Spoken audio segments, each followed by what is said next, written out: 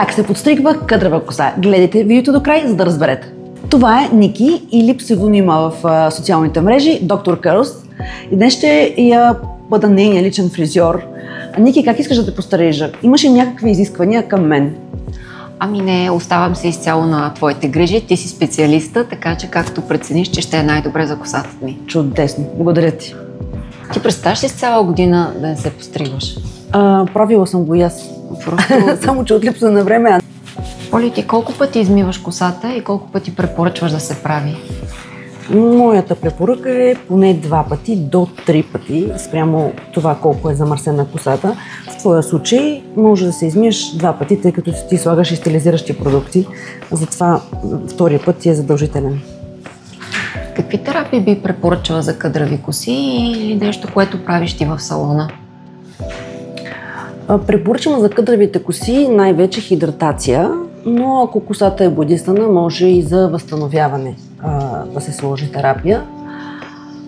Лично за теб е само хидратация, мъничко е суха косата ти, но сега ще поправим това с една много добра хидратираща терапия.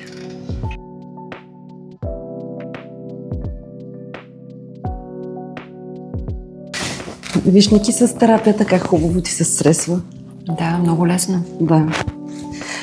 Всяка къдрава коса и дори чуплива се нуждае от хидратация. Дълбока. Поли, има ли разлика при постигането на къдрава и на права коса? Има и то голяма разлика. Стоежа на къдравата коса е различен от тази на правата, така че формата е от съществено значение. Днес ще бъдеш постригана правилно. Виждам, че постригваш на мокра коса. Това ли е правилният според теб начин за постригване на къдравата коса? Според мен, да.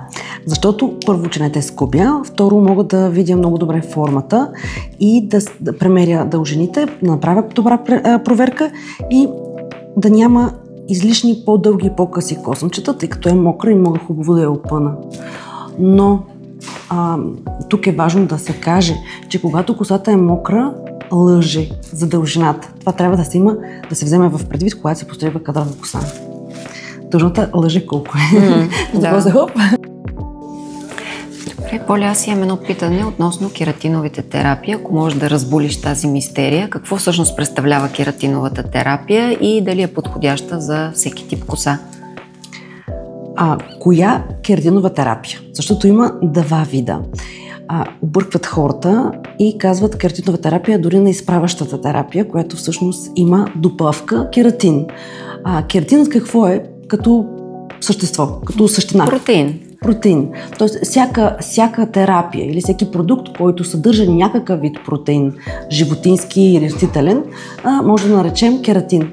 Отбелязано е кератин, тъй като трябва да се стане ясно, че става въпрос за косъм, защото протеина за ядене е съвсем различен.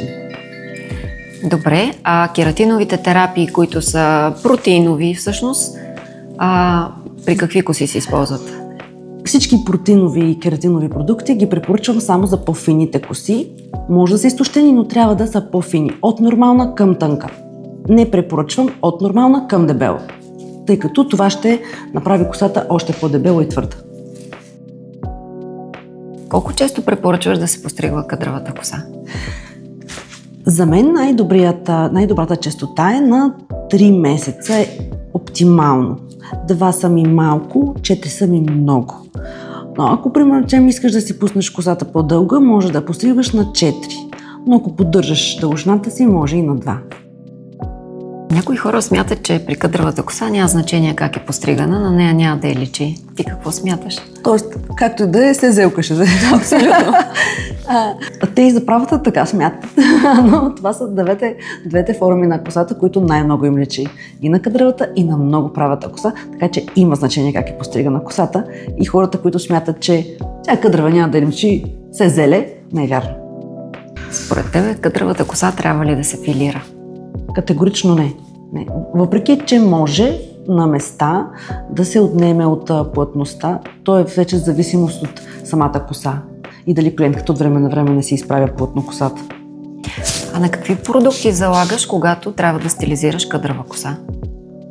специализирани за кадрава коса, като първо питам клиентката какъв тип кадрица обича, дали ще е твърда, дали ще е по-мека, дали ще е изцяло така по-свободна.